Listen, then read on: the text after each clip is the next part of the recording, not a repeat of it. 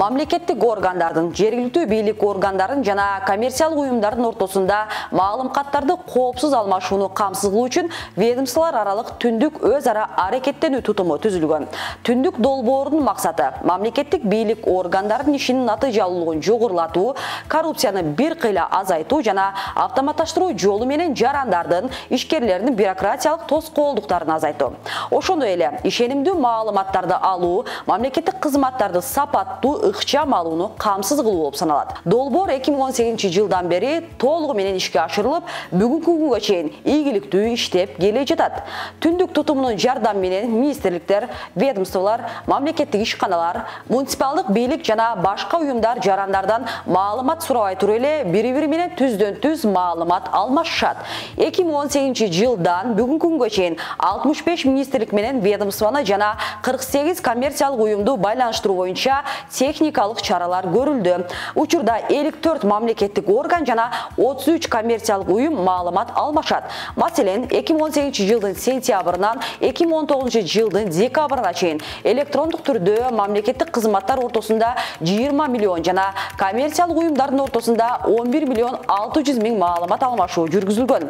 2020-жылдын 1-январынан 31-декабрына чейин мамлекеттик органдардын ортосунда маалымат алмашуу 58,3 миллионду түздү. Мамлекеттик жана коммерциялык уюмдардын ортосунда 94,6 миллион. Бул бюрократияны азайтууга, суроо талаптарды кагазга басып чыгарууга жана жөнөтүүгө, ошону менен бирге алардын өз ара аракеттенүү процессин тездетүүгө мүмкүндүк берди. Учурда бардык мамлекеттик органдар түндүк электрондук өз ара аракеттенүү системасына туташкан. Ошону эле 73 кызмат түндүк тутумунда катталган. Алар аркылуу түндүк тутумунун катышуучулары маалымат алмашат. Эгерде буга чейин мамлекеттик кызматты алуу үчүн жарандар бир же бир нече мамлекеттик органдардан маалымат алып, башка бирөөгө тапшырышы керек болсо, эми түндүк тутуму пайда болгондон кийин жарандар жөнүндө маалыматты бир мамлекеттик органдын маалымат тутумунан башка мамлекеттик органдын маалымат тутумуна өткөрүп берүү мүмкүн болду. Мамлекеттик органдар 15 маалыматты автоматташтырган. Эми жарандарга жана ишкерлерге мамлекеттик кызматтарды пайдалануу, мамлекеттик жеңилдиктерди же документтерди алуу үчүн мамлекеттик органдарга айрым маалыматтарды алып келүүнүн кажети жок.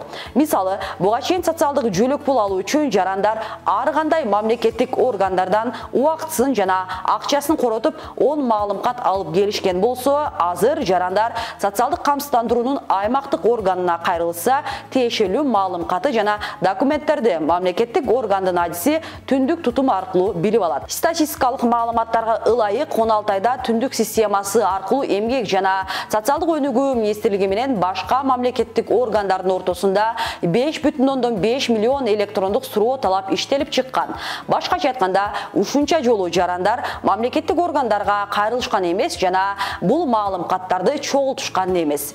Жүргүзүлүп жаткан жумуш калктын аярлуу катмарын жашоосун кыйла жеңилдетип, жарандардын убактысын жана акчасын үнөмдөөгө мүмкүнчүлүк жаратты. Мүмкүн болгон чыгымдарды үнөмдөөнү аныктоо максатында анализ жүргүзүлгөн. Натыйжада жарандар мамлекеттик жөлөк пулдарды алууда, маселен, 10 көлүк алуу үчүн кеминде 120 мүнөт жана 96 сом короткону аныкталды. Автоматташтырылган түндүк системасы аркылуу 2020-жылы гана ушул 10 маалыматтан мамлекетке 26 миллион сомго жакын, ал эми жарандарга 135 миллион сом үнөмдөөгө мүмкүнчүлүк түздү. Түндүк системасы жарандар жөнүндө төмөнкү маалыматтарды көрсөтөт. Салык төлөөчүнүн салыктык каттоосу жөнүндө маалымат, пенсиянын болушу жөнүндө маалымат, камсыздандыруу төгүмдөрүнүн бар экендиги жөнүндө маалымат, жеке ишкердик менен алектенген салык төлөөчүнүн каттоосунун бар экендиги жөнүндө маалымат, кыймылдуу мүлктүн бар экендиги жөнүндө маалымат, өлгөндүгү жөнүндө күбөлүктү каттоо жөнүндө маалымат, дареги жана маалымдама бюросу каттоо дареги жөнүндө маалымат, бодо малдын бар экендиги жөнүндө маалымат, Кыргыз Республикасынын жарандыгына таандык экендиги, таандык эместиги жөнүндө маалымат, кыймылсыз мүлктүн бар экендиги жөнүндө күбөлүк.